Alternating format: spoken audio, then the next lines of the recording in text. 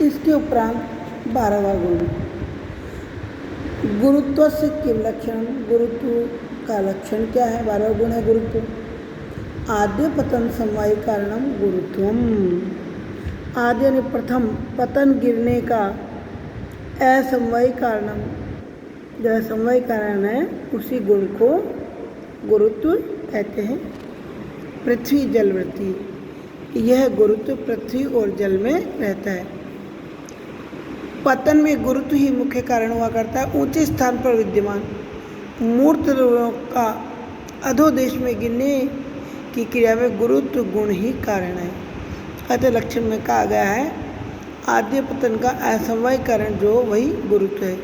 ये गुरुत्व पृथ्वी एवं जल में रहता है। पतन में प्रतिबंधक है संयोग, वेग, प्रयत्न। गुरुत्व पतन में कारण है, किंतु उक्त तीनों के न रहने पर ही गुरुत्व कारण बनेंगे। ये तीनों पतन में प्रतिबंधक है। इसके उपरांत 13वां गुण है द्रवत्व।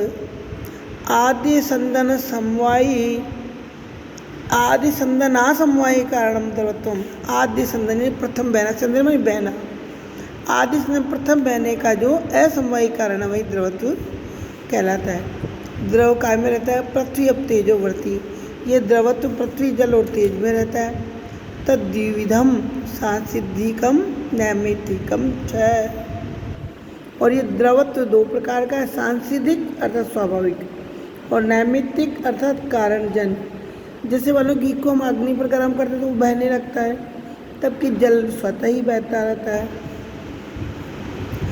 तो सांसिधिकम जले, सांसिधिक जो द्रवत्व है वो जल में रहता है। नैमित्तिकम पृथ्वी तेजसो, और नैमित्तिक जो है द्रवत्व पृथ्वी और तेजस में रहता है।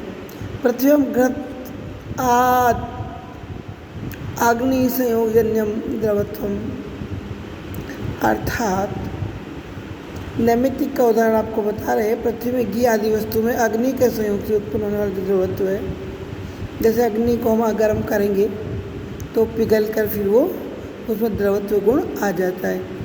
तेजसी स्वर्णादव, तेज में जैसे स्वर्ण आदि में अग्नि के संयोग से द्रवत्व उत्पन्न होता है। आग के संयोग में आकर सोना भी पिघलने लगता है, तो ये तेजस में जो द्रवत्व है वह अग्नि के संयोग से आया है।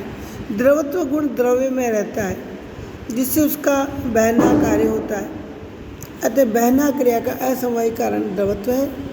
यदि द्रवत्व गुण न हो तो वह द्रव्य बहना क्रिया नहीं कर सकता। जिसे सूखी बालू रेत द्रवत्व न होने के कारण अग्नि का संयोग होने पर भी वो बहने नहीं लगती। इस प्रकार द्रवत्व अपने आप में एक अलग गुण है। 14वां गुण है स्नेह। चूर्णादि पिंडी भाव हेतु गुण है स्नेह है। चूर्ण आदि जो चूरा है, पाउडर, इनके पिंडी भाव अर्थात जो सिमट कर गोला बन जाता है, पिंड हो जाता है, उसके कारण गुण को स्नेह कहते हैं। जलमात्र वृत्ति, ये स्नेह केवल जल में ही रहता है। चूर्ण आदि पिसे हुए द्रव्य के पिंड बनने में हालांकि काल भी कारण होता है। अतः काल में अतिव्याप्ति न हो इसलिए लक्षण में गुण शब्द का प्रयोग किया गया है, क्योंकि काल गुण नहीं है। ईश्वर इच्छा में अतिव्याप्ति न हो इसलिए हेतु को असाधारण हेतु समझना चाहिए। स्नेह गुण केवल जल में रहता है। जल ही पिष्ट द्रव्यों को पिंड रूप प्रदान करने में समर्थ है। घृत तेल आदि में जल का स्नेह होता है, इसलिए घृत तेल आदि भी चूर्ण को पिंड रूप देने में समर्थ होते हैं। ये स्नेह भी जल के परमाणु में नित्य और द्रव्याणु गणुक आदि विकारों में अनित्य होता है। तेल, दूध और दूसरे पार्थिव पदार्थों में जो स्निग्धता वह जलीय तत्व के कारण है। तेल में शुद्ध जल की अपेक्षा अधिक स्निग्धता होती है, अतः यह अग्नि को बुझाने के स्थान पर भड़काता है। पिंडी भाव का अर्थ है सघनत्व। इस पिंडी भाव के लिए स्नेह का मानना आवश्यक है। केवल द्रवत्व इसके लिए पर्याप्त नहीं है, क्योंकि पिघला हुआ सोना जिसमें द्रवत्व होता है चूर्ण का पिंडी भाव नहीं कर सकता।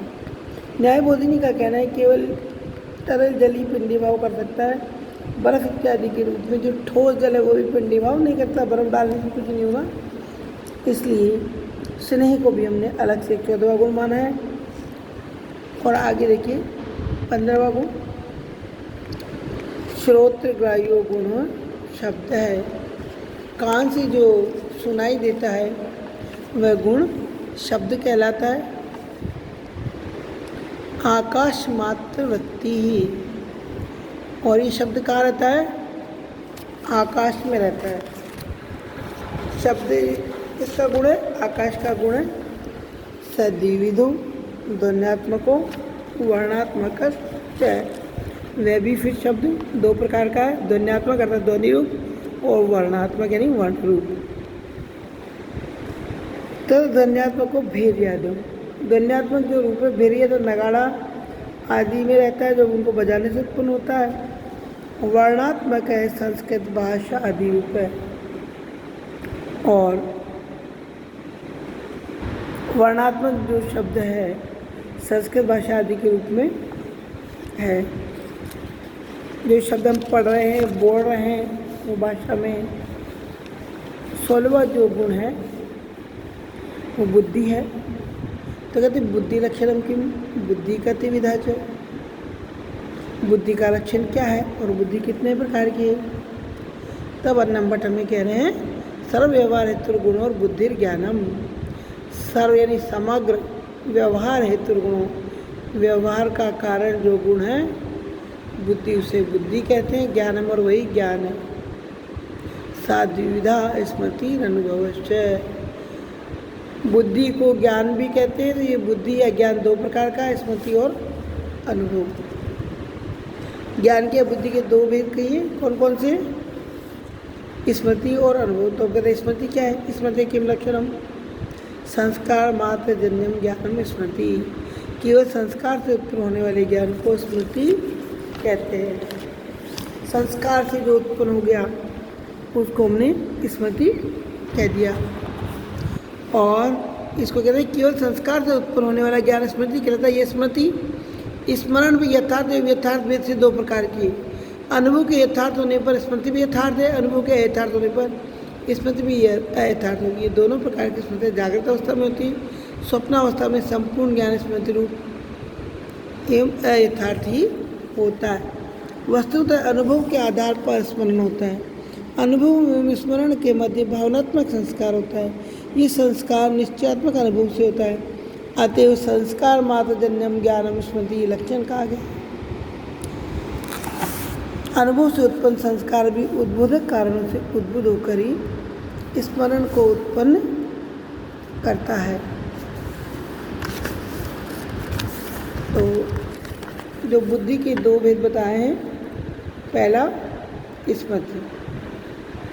अब जो स्मृति भिन्न तद भिन्नम ज्ञानम अनुभव है, उस स्मृति से भिन्न जो हमें ज्ञान है वह अनुभव है। यथा सद्विविध अयथार्थ यथार्थश्च। अब अनुभव भी दो प्रकार का, वास्तविक और अयथार्थ। तद्वती तत्प्रकार को अनुभव यथार्थ है, अर्थात जिसमें जो है वहाँ उसका अनुभव है वह यथार्थ अनुभव कहलाता है। जो कुछ है उसका वैसा ही अनुभव यथार्थ अनुभव कहलाता है।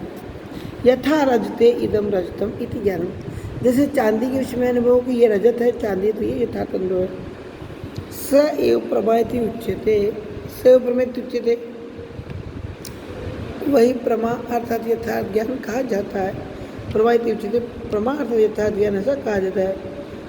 तद अभावती तत्प्रकार को अनुभव अयथार्थ है, और उसका जो अभाव है वह अयथार्थ अनुभव कहलाता है। जो जिसमें जो नहीं है उसका अनुभव।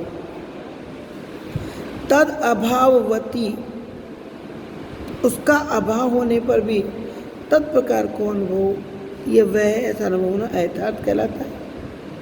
यथा सुक्तो, जैसा कि सीप में इदम रस्तम, ये चांदी, इति ज्ञानम ऐसा ज्ञान होना। कई सीप रखी है चमक रही दूर से, और अयथार्थ वो होता है। ये तो हम सीप में चांदी समझते हैं, ये अयथार्थ ज्ञान है। इसे अयथार्थ अनुभव कहते हैं, इसे अप्रमा कहते हैं। यही मिथ्या ज्ञान है और यही भ्रम है। एक तो प्रमा और एक अप्रमा। अब 17वां अयथार्थ अनुभव। यथार्थ अनुभव चतुर्विध प्रत्यक्ष अनुमिति उपमिति शाब्द भेदात। यथार्थ अनुभव 4 प्रकार का, यथार्थ में वास्तविक जो अनुभव है चतुर्विध 4 प्रकार का होता है: प्रत्यक्ष, अनुमिति, उपमिति और शाब्द। इन चारों प्रकारों के यथार्थ अनुभवों के कारण अर्थात असाधारण कारण भी क्रमशः 4 प्रकार के होते हैं। इसी बात को कहते तत्कारणम अपि चतुर्विधम। उनके जो असाधारण कारण है, असाधारण कारण ही कारण है, असाधारण कारण का जो कारण है वो भी चतुर्विधम 4 प्रकार के। कौन कौन से? प्रत्यक्ष, अनुमान, उपमान, शब्द भेदात। इनका नाम है प्रत्यक्ष, अनुमान, उपमान और शब्द।